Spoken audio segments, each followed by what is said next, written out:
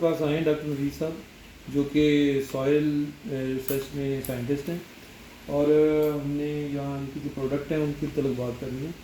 और जो हमें ज़मींदार को एक बड़ा मसला है कि जो हमारी ज़मीनें उनमें पैदावार एक ख़ास हद से ज़्यादा जो है ना वो बढ़ नहीं रही।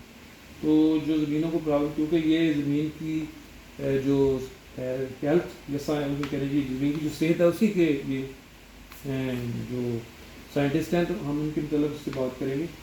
तो डॉक्टर साहब आपसे पहला सवाल है कि जो हमारी ज़मीन है पंजाब में उसमें जो ख़ास एक जगह जाके रुक चुकी है पैदावार, तो हम उसकी पैदावार को जो कम करने के लिए, उसको बढ़ाने के लिए आप क्या कर सकते हैं और आपकी प्रोडक्ट इसमें हमारी क्या हेल्प कर सकती है? ये कयूम साहब बड़ा ही ज़बरदस्त बहुत कमाल का क्वेश्चन है। हमारा फार्मर जो ना अनफॉर्चुनेटली इस वक्त इस चीज़ का अदराक नहीं कर रहा कि वो क्लाइमेट चेंज की वजह से, सॉइल डिटीरियोरेशन की वजह से उसकी इनपुट कॉस्ट बड़ी हाई है और यील्ड स्टैग्नेंट है। ये मैं एग्री करता हूँ आपसे कि सॉइल जो है ना, चूँकि सॉइल की आपकी क्रॉप प्रोडक्शन डिपेंड कर रही है सॉइल हेल्थ पे। सारी दुनिया इस बात पे इत्तेफाक कर रही है कि अगर आपने क्रॉप प्रोडक्शन इन्हेंस करनी है, आपने उस स्टैग्नेंसी, वो जो ब्रेकेज है, जो रुकी हुई यील्ड है, उसको तोड़ना है और यील्ड को इंक्रीज करना है, खादों की एफिशिएंसी बढ़ानी है, तो फिर आपको सॉइल की हेल्थ पे काम करना है। अच्छा, सॉइल में हम क्या करते हैं, हमारा इंटेंसिव क्रॉपिंग सिस्टम है, हम ज़मीन में कोई चीज़ नहीं ऐड कर रहे, हर चीज़ जितनी क्रॉप रेजिड्यू का वेस्ट है उसको आगे लगा देते हैं। आपके भी वो शुगर ट्रैश को आगे लगती है, राइस ट्रैश को आगे लगती है, वीट ट्रैश को आगे लगती है अनफॉर्चुनेटली। तो सॉइल की हेल्थ में अगर हम देखें, ज़ाहिर है कि क्रॉप रेजिड्यू को सॉइल में कल्टीवेट लाजमी करें। अच्छा, मसला ये कि लोग कल्टीवेट क्रॉप रेजिड्यू को कहते हैं कि वो गलते नहीं। डेफिनेटली क्रॉप रेजिड्यू को डालने के लिए फिर आपको वेस्ट डीकम्पोजर ऐड करना है। वेस्ट डीकम्पोजर ऐसा माइक्रो ऑर्गेनिज्म है जो आपके क्रॉप रेजिड्यू को तेज़ी से डीकम्पोज करके ऑर्गेनिक मैटर में कन्वर्ट कर रहा है। जब तक सॉइल में ऑर्गेनिक मैटर बेहतर नहीं होगा, आपकी सॉइल की हेल्थ इंप्रूव होनी ही नहीं है। आपकी सॉइल की पीएच का मसला रहना ही रहना है, आपके फर्टिलाइजर में फिक्स होना ही होना है, वो ज़ाया होना ही होना है। तो स्टेगनेंसी आप तभी ब्रेक करेंगे जब सॉइल की हेल्थ को इम्प्रूव करेंगे। सॉइल की हेल्थ को इम्प्रूव करने के लिए मेन्योर का इस्तेमाल करें, लेकिन डीकम्पोजर के साथ। अकेला मेन्योर में बेशुमार मसाइल्स हैं, उनमें पैथोजन का इशू है, वीड सीड्स का इशू है, वीड सीड्स। लोग कहते हैं कि मेन्योर को छटा नहीं, जड़ी बूटियाँ होती हैं, इसमें कोई शक नहीं। अच्छा, उसमें पैथोजन का इशू है, बैड स्मेल है, लोग हर बंदा जो है बाबू बन के चलना फिरना चाहता है।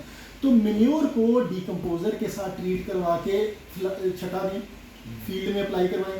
क्रॉप रेजिड्यू को सॉइल में मिक्स करके वेस्ट डीकम्पोजर या बेनिफिशियल माइक्रो को अप्लाई करवाएं।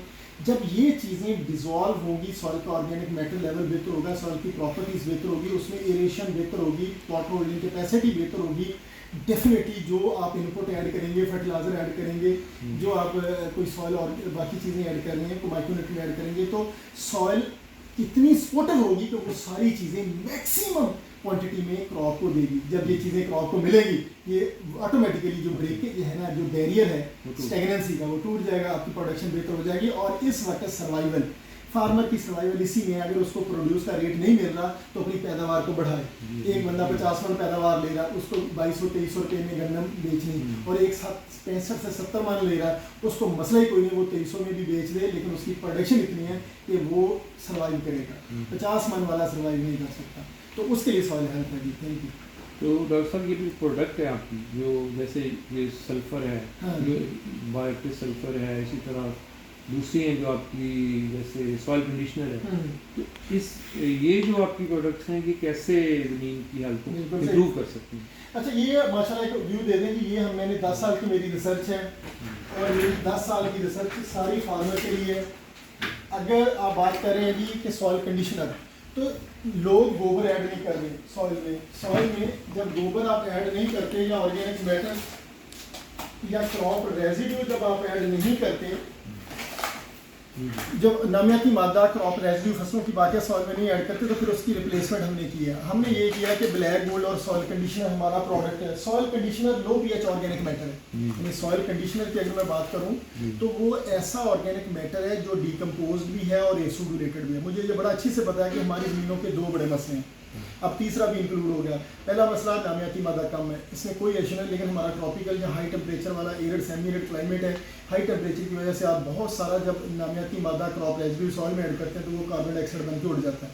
तो ज़मीन में इस तरह के टेम्परेचर में जब 10 महीने आपको टेम्परेचर 30 डिग्री से ऊपर मिले, तो मुश्किल है कि आप ऑर्गेनिक मैटर लेवल को इतनी जल्दी रेज कर सकते हैं, मुश्किल है, खोज इम्पॉसिबल नहीं, मुश्किल है। दूसरा हमारी सॉइल में जो सबसे बड़ा इशू है वो हाई पीएच का है, क्योंकि हमारी सॉइल की जो इनहेरेंट बिल्डअप है ना, जो नेचुरल बिल्डअप है वो उसमें कैल्शियम कार्बोनेट है, यानी लाइम, आपके लाइमिंग न्यूट्रेंट है। कैल्शियम कार्बोनेट की वजह से आपकी soil alkaline in nature mean 8 से ज़्यादा पीएच है। आपका भी मैंने अभी एनालिसिस देखा, तो आपका एनालिसिस में सॉइल की जितनी भी है ना वो 8, 8.5, पौने 9, इवन लोगों की 9 से भी ज़्यादा पीएच है। तो आपके एनालिसिस में यही शो हो रहा है, वो जो अल्कलिनिटी है, हाई पीएच है, ये दूसरा बड़ा मसला। तीसरा मसला, अब चूँकि नहरी पानी कम है तो ट्यूबवेल का पानी लगता है, उसमें साल्ट्स हैं तो सॉइल कंपैक्शन हो रही है। ये जो नमकियात हैं कि सॉइल के पोर्स को बंद कर देते हैं जिससे सॉइल कंपैक्शन हो जाती है। ये 3 बड़े इस वक्त बहुत मेजर इशू हैं।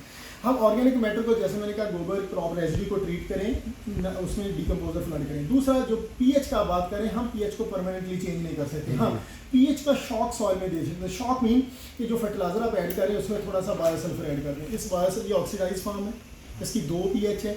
जब बायोसल्फर फर्टिलाइज़र किसी भी फर्टिलाइज़र के साथ 2, 2.5, 3 किलो एक बैग के साथ कोट होगा, मिक्स होगा, या ड्रम में फ्लड करेंगे, तो ये वक्ती तौर पर माइक्रोराइजोस्फीयर यानी राइजोस्फीयर में आपकी पीएच को 1 से 1.5 यूनिट तक कुछ दिनों के लिए, परमानेंट नहीं, कुछ दिनों के लिए रिड्यूस करेगा। वो जो रिडक्शन है वो मैक्सिमम न्यूट्रेंट की अवेलेबिलिटी को इंक्रीज कर देती है उस स्पेसिफिक टाइम में, 4-5 दिन। तो फर्टिलाइजर यूज एफिशिएंसी आपकी कई गुना बढ़ जाएगी जब आप लो पीएच बायोएक्टिव सल्फर यूज़ करेंगे। तो हम फार्मर को रिकमेंड करते हैं कि जो फर्टिलाइजर है वो फील्ड लेवल पे 40% एफिशिएंसी, 60% ज़्यादा होता है। आप वो 60% को तब बचा सकते हैं जब तक उस फर्टिलाइजर के साथ कोई इशू लें। सल्फर मार्केट में बेशुमार अवेलेबल है, हम उस सल्फर की बात नहीं कर रहे हैं, हम उस सल्फर की बात कर रहे हैं जो बायोलॉजिकली ऑक्सीडाइज हो, जिसकी पीएच लो, और वो है हमारे पास। तो बायोएक्टिव सल्फर